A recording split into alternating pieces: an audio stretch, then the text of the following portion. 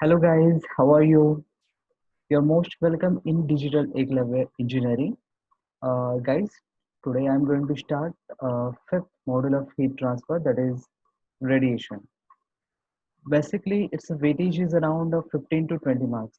मतलब यहाँ पे question number one may be यहाँ पे 4 to 5 मार्क्स का थ्योरी आता है, क्योंकि यहाँ पे छोटा छोटा शॉर्ट एंड स्वीट डेफिनेशन है, छोटे छोटे लॉज है, तो आपको पक्का देखना है। मैंने आपके साथ इंपॉर्टेंट थ्योरी क्वेश्चन तो पहले से शेयर कर चुका हूँ। सो वो बेसिकली आपको करके जाना है, और इसके ऊपर न्यूमेरिकल्स है गाइस। इसके न्यूमेरिकल्स है ना, काफी स्मॉल एक फॉर्मूला है। आपको एक फॉर्मूला को आपको रट्टा मारना है, उसको समझना है, उसको यूज करना है, और अराउंड 10 मार्क्स 10 to 12 मार्क्स का न्यूमेरिकल यूज सॉल्व हो जाएगा। ओके, तो मैंने अभी तक का मेरा एक्सपीरियंस है कि बच्चे रेडिएशन तक पहुंचते नहीं है, वो पहले ही इतना उलझ जाता है कि उनको रेडिएशन स्किप करते हैं। बट आपको बिल्कुल ऐसे नहीं करना है। आज के दिन आप रेडिएशन को इतना स्ट्रांग बना दो कि आपका ये स्ट्रेंथ बन जाएगा।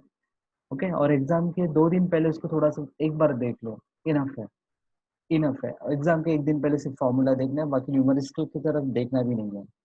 ओके, तो काफी सिंपल है ये मॉडल। चलो हम इसको सॉल्व करते हैं, देखते हैं क्या करना है आपको एग्जैक्टली। So let's see. तो सबसे पहले मैं आपको आपके साथ शेयर करता हूँ इसका थ्योरी।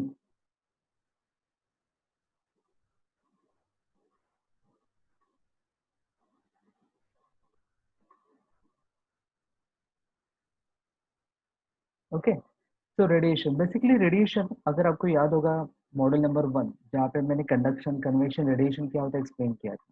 तो रेडिएशन ये कंडक्शन और कन्वेक्शन से अलग इसलिए है यहाँ पे, क्योंकि टेम्परेचर डिफरेंस की जरूरी नहीं है। और रेडिएशन का बेस्ट एग्जांपल है अपना सन, सूरज।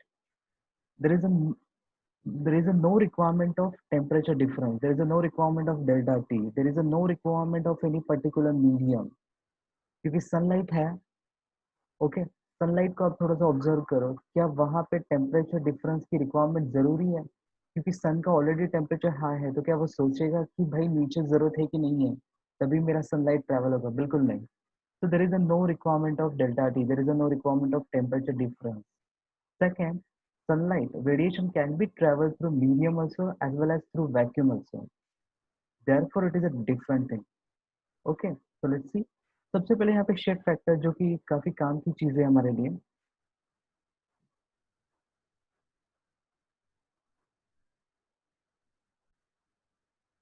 Okay, shade factor. गाइस यहाँ पे हमेशा एक चीज याद रखना, जिसका टेम्परेचर हाई है यहाँ पे, जिसका टेम्परेचर हाई है उसको आप T1 बोलोगे, और जिसका टेम्परेचर लो है उसको आप T2 बोलोगे। T1 for maximum temperature, T2 for minimum temperature. Okay, यहाँ पे गलती मत करना। तो ऑब्जेक्ट नंबर वन कौन होगा? जिसका टेम्परेचर हाई होगा। ऑब्जेक्ट नंबर टू कौन होगा? जिसका टेम्परेचर लो होगा। तो बेसिकली यहाँ पे भी वही सेम सिचुएशन है। आपको क्या करना है कि यहाँ पे कुछ चीजें ऑब्जर्व करनी है। यहाँ पे रेजिस्टेंस कितना है, तो सबसे पहले प्लेट का रेजिस्टेंस, तो रेजिस्टेंस ऑफ सरफेस मैंने बोला है। फिर बीच में है स्पेस, तो उसका रेजिस्टेंस। थर्ड वन, वहां पे अगेन प्लेट टू का सरफेस है, तो उसका रेजिस्टेंस। तो यहाँ पे टोटल कितने रेजिस्टेंस हुए? दो सरफेस का रेजिस्टेंस और एक स्पेस का रेजिस्टेंस। तो यहाँ पे always consider the maximum temperature body as a one, ये तो मैंने आपके साथ शेयर किया। फिर आर सरफेस। गाइस, जैसे कि हमने कंडक्शन में देखा था कि प्लेन वॉल का फॉर्मूला क्या था? रेजिस्टेंस है डेल्टा अपॉन के क्रॉस सेक्शनल एरिया, के ए सी। ओके, स्पीयर का अलग था, सिलेंडर का अलग था। एल एन ऑफ R2/R1 2 पाई के एल। स्पीयर क्या था? R2 माइनस R1 अपॉन 4 पाई के R1 इंटू R2। फिर पेंट हो, कोई फ्लूइड हो, फिर कोई एयर हो, फिर कोई गैस हो, तो उसका रेजिस्टेंस था 1/H है। तो यहाँ का भी अपना एक फॉर्मूला है रेडिएशन का। तो रेडिएशन का चैप्टर आप कैसे आइडेंटिफाई कर पाओगे? जब आपको इसका एमिसिविटी गिवन रहेगा। Emissivity, it is it indicated by this epsilon. तो एप्सिलॉन अगर आपको दिखा, एमिसिविटी ये वर्ड वहां पे यूज हुआ न्यूमेरिकल में, तो आपको समझ जाना है कि मुझे रेडिएशन के बारे में पूछ रहे हैं। तो रेजिस्टेंस ऑफ सरफेस कहाँ से आएगा? तो 1 - epsilon 1 upon A1 epsilon 1, A1 epsilon 1। Okay, तो एप्सिलॉन होता क्या? It is amount of energy emitted per unit surface area, per unit time. तो कितना amount of energy per unit area per unit time वहां से रेडिएट होती है, तो वो होता है एप्सिलॉन, दैट इज एमिसिविटी, वो उसकी कैपेसिटी होती है। तो ये फॉर्मूला, और A1 फॉर मतलब जहां से वो एरिया से वो एनर्जी क्या हो रही है, रेडिएट हो रही है, तो A1 epsilon 1 same are surface 2 1 minus epsilon 2 upon A2 epsilon 2। Okay, और बीच में क्या स्पेस है, तो स्पेस को हम क्या बोलते थे, 1 upon H A, 1 upon H A, but यहाँ पे एच ए नहीं बोलेंगे हम, यहाँ पे एक शिफ्ट फैक्टर यूज करेंगे। 1 अपॉन, अगर मैं सोचता हूँ कि एनर्जी कहाँ से ट्रेवल हो रही है T1 टू T2, तो मैं यूज कर सकता हूँ 1 upon F1 to 2। 1 to indicates energy is flowing from 1 to 2 A1 from which surface A1। Okay, so F1 to 2 from which surface it is radiated, that is A1। Similarly, अगर देखो guys, यहाँ पे एक चीज एक और मुझे आपके साथ शेयर करनी है। जिस बॉडी का temperature more than 0 degree Celsius है, वो हर एक बॉडी रेडिएशन क्रिएट करेगी, वो हर एक बॉडी रेडिएशन क्रिएट करेगी। जैसे कि अभी आपके दिमाग में चालू है कि T1 का टेम्परेचर मैक्सिमम है, T2 का टेम्परेचर मिनिमम है, तो यहाँ पे हीट ट्रेवल हो रही है, यहाँ पे रेडिएशन क्रिएट हो रहा है from T1 to T2। Okay, but this is a 50% truth, क्योंकि T2 का भी टेम्परेचर अगर मोर देन 0 डिग्री सेल्सियस है, तो वो भी क्या करेगा, रेडिएट करेगा। तो यहाँ से भी कुछ एनर्जी ट्रेवल करेगी, और ये T1 के सरफेस के साथ वहां पे क्या करेगी, स्ट्राइक करेगी। तो हीट एक्सचेंज दोनों के बीच में हो रहा है, दोनों भी हीट को रेडिएट करे, दोनों भी हीट को एब्जॉर्ब करें। तो therefore, so second body will also radiate the energy, so 1 upon F221 F221 from this surface A2 surface। Got it. तो यहाँ पे दोनों बॉडीज क्या करेगी, आपस में हीट एक्सचेंज करेगी। Got it. और फिर बाय शिफ्ट फैक्टर यहाँ पे है F11 plus F12 is equal to 1, F11 12 is equal to 1। ये क्या इंडिकेट करता है, 1 टू 1 मीन्स, जस्ट वेट मैं आपको शो करता हूँ यहाँ पे, तो बेटर समझ में आएगा।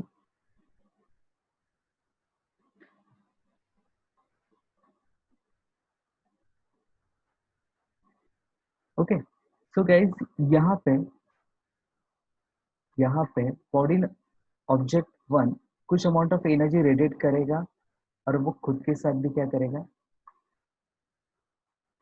हो सकता है वो स्ट्राइक करेगा खुद ही के साथ, बॉडी के साथ। ओके, और some amount of energy will strike to body number 2।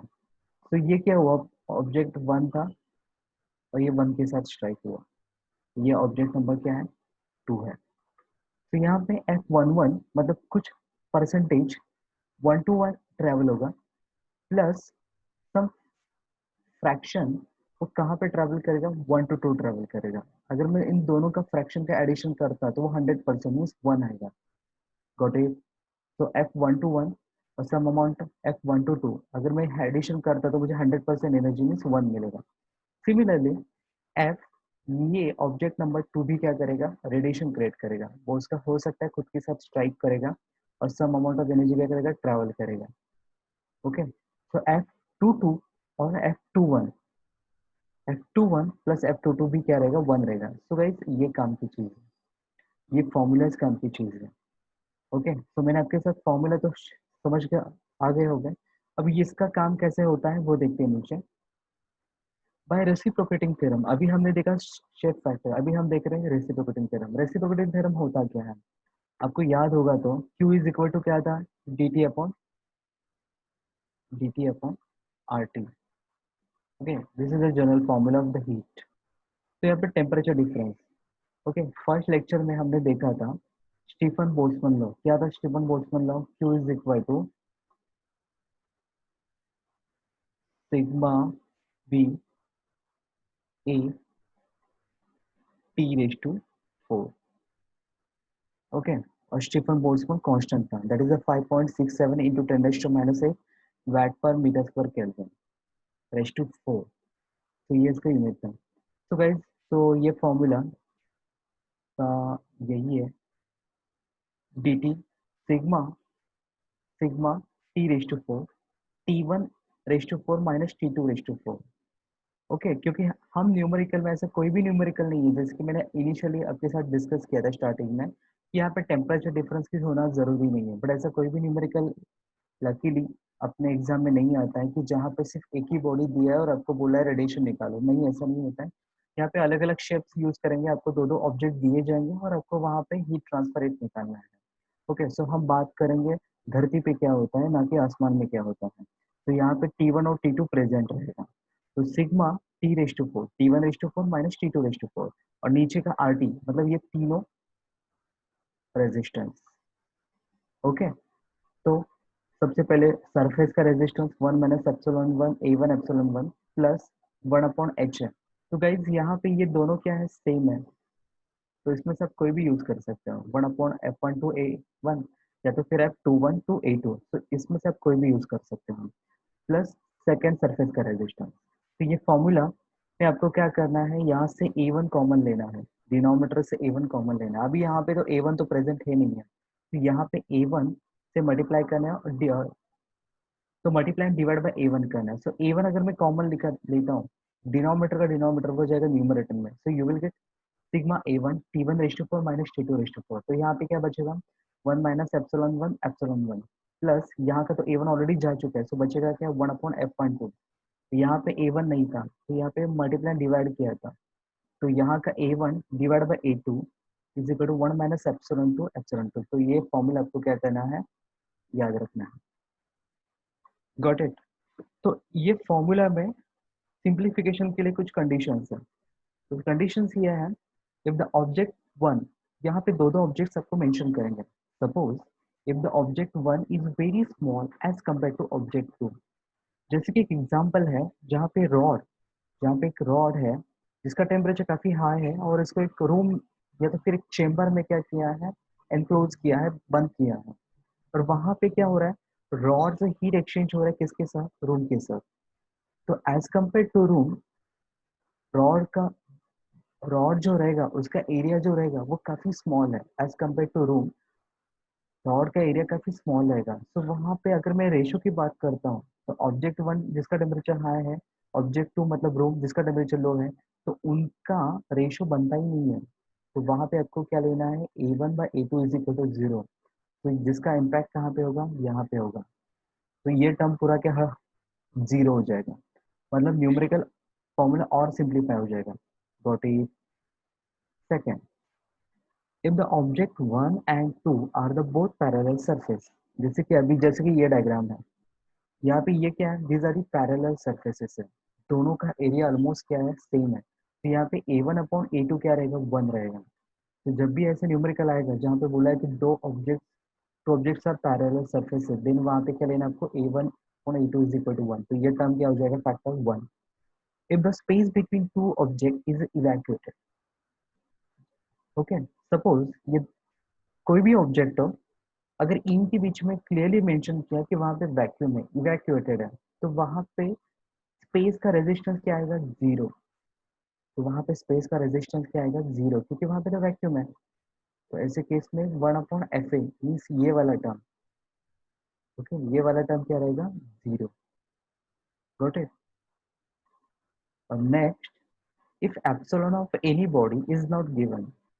Suppose यहाँ पे इस क्वेश्चन में एप्सिलॉन 2 दिया ही नहीं है, तो ये लेना ही नहीं है। ओके, अगर एप्सिलॉन दिया नहीं है तो रेजिस्टेंस लेना ही नहीं है, वहां पे कोई एजम्पशन की जरूरत नहीं है। ओके, कोई लाड़ प्यार की जरूरत नहीं, वहां पे सीधा उसको क्या कर दो, 0। तो उतना आसान होगा आपको सॉल्व करने के लिए। Got it. तो सबसे पहले हमने क्या कंडीशन देखा था, अगर object number 1 is very small as compare to object number 2, तो रेशियो 0 लेना है। If the two surfaces are parallel, then A1/A2 क्या लेना है, 1 लेना है। अगर स्पेस वैक्यूम है, इवैक्यूएटेड है, तो 1/FA रेजिस्टेंस क्या लेना है आपको, 0 लेना है। और next, if the epsilon of any object is not given, then neglect the resistance. Okay. एक ये तो टाइप नंबर 1 के क्वेश्चन हो गए। टाइप नंबर 2 जहाँ पे मेंशन किया जाता है कि shield is given between two parallel surfaces. Shield is just like a curtain. वो क्या करेगा, जो रेडिएशन हो रहा है उसको वो कंट्रोल करेगा। Okay, it just like a curtain. दो पैरेलल सरफेस के बीच में, वो क्या करेगा, उस रेजिस्टेंस को, सॉरी उस हीट को वो क्या करेगा, रेडिएशन को क्या करेगा, वो कंट्रोल करेगा। ओके, तो वो काम कैसे करता है वो देखते हैं।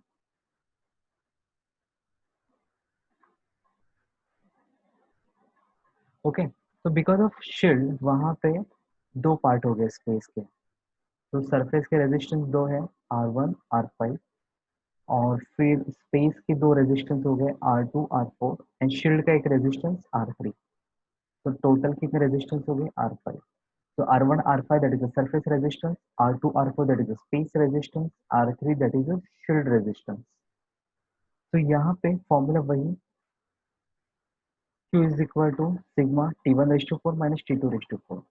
ओके, तो सबसे पहले सरफेस का रेजिस्टेंस,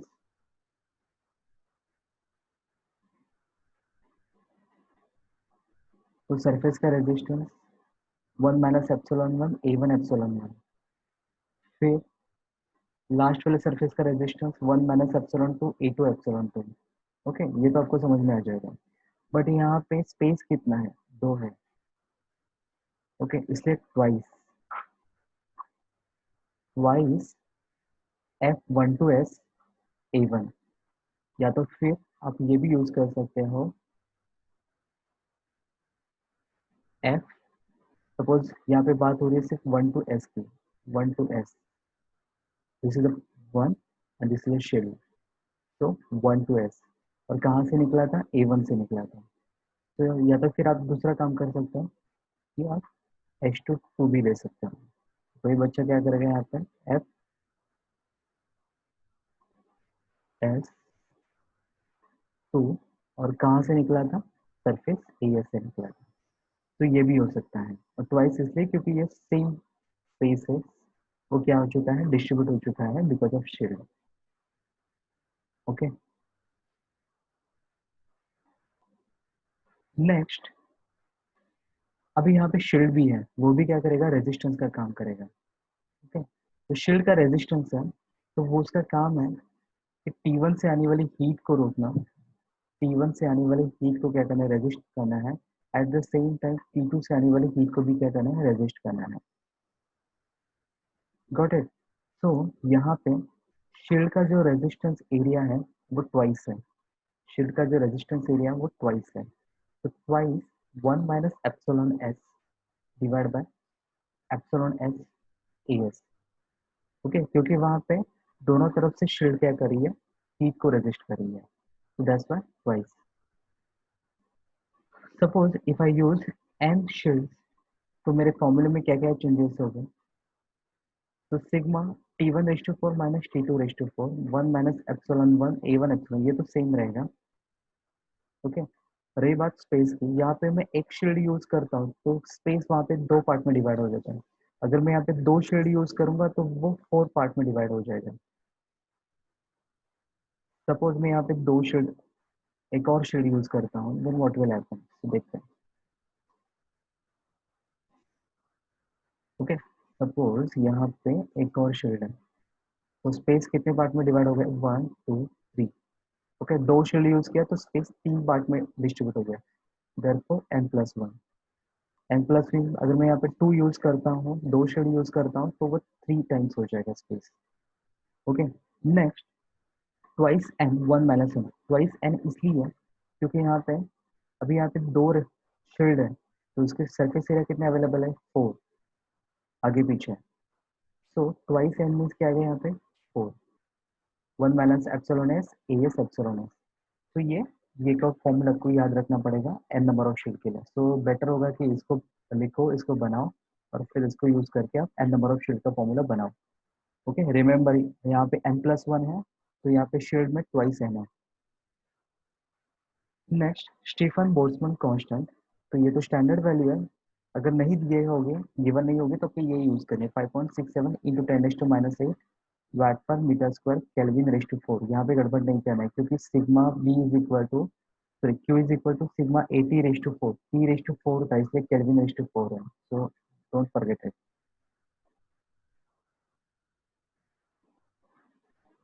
ओके, और कुछ छोटे छोटे डेरिवेशंस हैं, जो देखना है, जैसे कि मैंने बोला था कि ये क्वेश्चन आ सकते हैं 5 मार्क्स के लिए। तो derivation for the heat transfer between two parallel plate surface considering the shield between them. तो वो फॉर्मूला आया कहाँ से था, तो वो यहाँ से आया था। सपोज दो पैरेलल प्लेट्स के बीच में एक शील्ड है, तो आपको क्या करना है, तो वही जैसे कि अभी हमने फॉर्मूला यूज किया था, sigma T1/4 T2/4 1 minus epsilon 1, ये तो सरफेस 1 का, ये सरफेस 2 का। और फिर यहाँ पे वो फॉर्मूला एक्चुअली आया कहाँ था, तो उसका प्रीवियस स्टेप है ये 1/f S1 to A1 S1 to F S1, this is a wrong written, F1 to S चाहिए। ओके, सो 1 to S और A1 and this is a 1। Similarly दूसरे स्पेस का यहाँ से H2 to FS2AS। ओके, तो ये आपको समझ में आ गया रेजिस्टेंस। और रही बात शील्ड का, ट्वाइस 1 माइनस एप्सिलॉन एस। तो फाइनली उन्होंने क्या किया, बाय द रेसिप्रोकेटिंग थ्योरम, वो क्या है, सेम है। बाय रेसिप्रोकेटिंग थ्योरम वो सेम है, सो उसको क्या करना है, ट्वाइस। सो यहाँ पे don't get confuse in the steps, F1 to S A1 FS2 AS by reciprocating theorem वो क्या है, सेम है। तो वो क्या हो जाएगा यहाँ पे, ट्वाइस। तो twice F1 to S A1, और बाय द वे वो क्या है, सेम है। एंड फाइनली आपको क्या करना है, A1 को कॉमन लेना है। तो जहाँ पे A1 नहीं है, जैसे कि यहाँ पे, तो यहाँ पे आपको क्या करना है, मल्टीप्लाई डिवाइड बाय A1 करना है। So finally you will get this formula. Okay, so ये 5 मार्क्स का क्वेश्चन आता है। नेक्स्ट एक और थ्योरी है।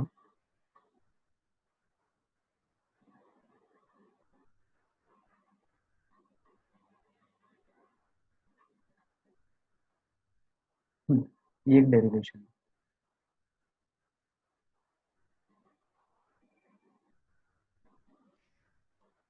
Derivation equation for the shape factor of hemispherical cavity over a flat plate।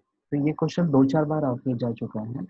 यहाँ पे बोला है कि derive the equation for the shape factor hemispherical cavity, hemispherical cavity over a flat plate, और फ्लैट प्लेट है। तो कोई बच्चा अगर उसको ऐसे ड्रॉ करता है तो भी चलेगा, मतलब वहां पे हेमिस्फेरिकल है और उसके ऊपर एक प्लेट भी है। यहाँ पे there are two objects, one is hemispherical and second one is a disc, flat plate. तो यहाँ पे बाय शेप फैक्टर दो ऑब्जेक्ट है, तो F11 plus F12 is equal to 1, ये हमने देखा है। Similarly F21 plus F22 is equal to 1, क्योंकि ऑब्जेक्ट 1 खुद के साथ भी क्या करेगा, हीट रेडिएट करेगा, और वो क्या कर सकता है, बॉडी नंबर 2 के साथ भी हीट रेडिएट कर सकता है। तो F11 plus F12 is equal to 1। Got it, so 1 to 1 and F12, तो दोनों का एडिशन ऑफ 100% होगा, 1 होगा। सिमिलरली ऑब्जेक्ट नंबर 2 भी क्या करेगा, हीट एक्सचेंज करेगा, हो सकता है वहां पे पॉसिबिलिटीज है। Therefore F21 plus F22 is equal to 1।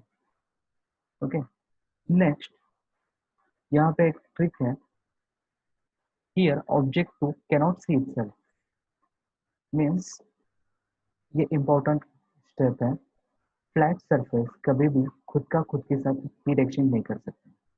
ये जो हेमिस्फेरिकल है, यहाँ पे चांसेस है, हेमिस्फेरिकल में चांसेस है कि हीट रेडिएशन हो सकता है कि खुद के ऑब्जेक्ट के साथ भी हीट एक्सचेंज होगा, यहाँ पे भी होगा। ठीक है, बट ऑब्जेक्ट 2 का कोई चांस नहीं बन सकता कि वो खुद के साथ हीट एक्सचेंज करे। ओके, सो उसको याद रखने के लिए बेटर होगा कि ऑब्जेक्ट 2 कांट सी इटसेल्फ, वो खुद को खुद से देख नहीं सकता। सो F22 क्या रहेगा, 0। F22 क्या रहेगा, 0। सो ये याद रखने के लिए बेटर होगा, object number 2 cannot see itself. So ये F22 0 हो गया, तो बचा क्या, F21 is equal to 1। F21 is equal to 1। By reciprocating theorem हमने देखा है F12 कहाँ से निकला था A1 से इज इक्वल टू F21 और कहाँ से निकला था A2 से। ओके, तो फाइनली रेसिप्रोकल है, इसको इन्वर्स कर दो, बचेगा क्या, F12 A1 is equal to F21 A2। Okay, but hemispherical object number 1 की बात कर रहे हैं, तो हेमिस्फेरिकल का एरिया क्या आएगा, स्फीयर का एरिया क्या आता है 4 पायर स्क्वायर, तो हेमिस्फेरिकल का एरिया क्या आएगा 2 पायर स्क्वायर, और डिस्क का फ्लैट प्लेट का सरफेस एरिया क्या आएगा पायर स्क्वायर। तो finally pi pi will get cancel, तो बचेगा क्या, F12 is equal to half, that is 0.5। अगर F12 इज 0.5 देन F11 भी क्या बनेगा 0.5, तभी जाके उसका एडिशन क्या आएगा 1 आएगा। सो F12 to 0.5, F11 is 0.5। Finally आपको ये सारी वैल्यूज पता चल गए, F11 कितना है 0.5, F12 कितना है 0.5। अगर F12 0.5 है तो F21 भी क्या रहेगा 0.5 रहेगा, और F22 क्या है 0 है, तो सारे शिफ्ट फैक्टर हमने क्या कर फाइंड आउट कर दिया। Okay, next find shape factor for the equilateral triangle. Equilateral triangle है तो यहाँ पे 3 ऑब्जेक्ट्स हैं, तो यहाँ पे 3 आएंगे shape factor, F11, F12 plus F13 is equal to 1. Similarly, F21 plus F22 plus F23 is equal to 1. Similarly, F31 plus F32 plus F33 is equal to 1. Okay, but यहाँ पे सिंप्लीफिकेशन के लिए आपको समझ जाना है कि यहाँ पे ऑब्जेक्ट 1 हो या 2 हो या 3 हो, दे कैनॉट सी इटसेल्फ, तो यहाँ पे 11 F22 F33 क्या बन जाएंगे 0, because they cannot see itself, तो बचेगा क्या